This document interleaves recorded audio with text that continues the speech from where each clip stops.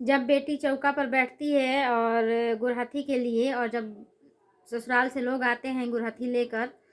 तब ये गीत गवाता है।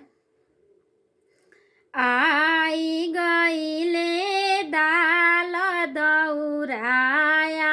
आई गईले सिर मौरी, आई गईले दाल दौराया, आई गईले सिर मौरी,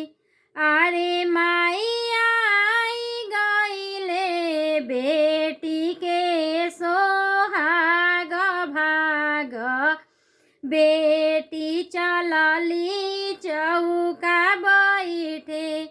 अरे माई आई गईले बेटी के सोहाग भाग, बेटी चलली चौका बैठे,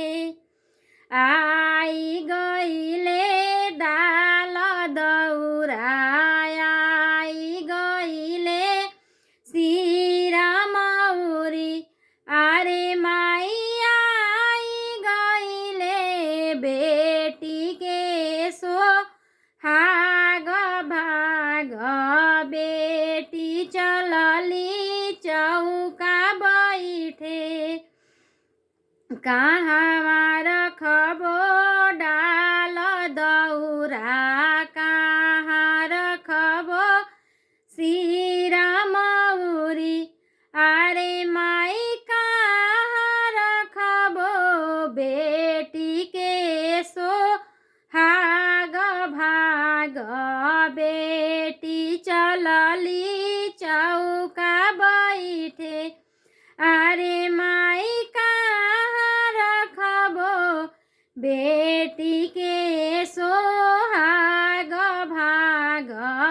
बेटी चलली चौका बैठे, अंगना रखबो डाल दौरा, माड़ावा रखबो सिर मौरी, अंगना रखबो डाल दौरा, माड़ावा रखबो सिर मौरी, आगे माई को हबर रखबो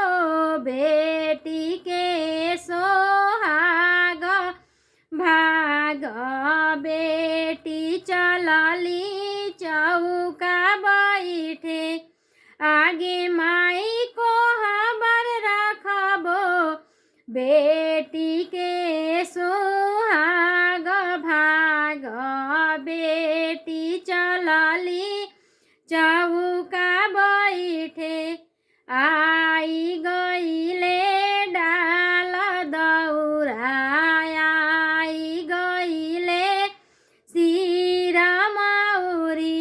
आगे माई आई गईले बेटी के सोहाग भाग, बेटी चलली चौका बैठे। तो हमार गीत अच्छा लागल ही रहुआ सबके तो लाइक करब जा, शेयर करब जा, और हमार चैनल के फॉलो नहीं खींचा के लिए तो फॉलो करब जा, सब्सक्राइब करब जा।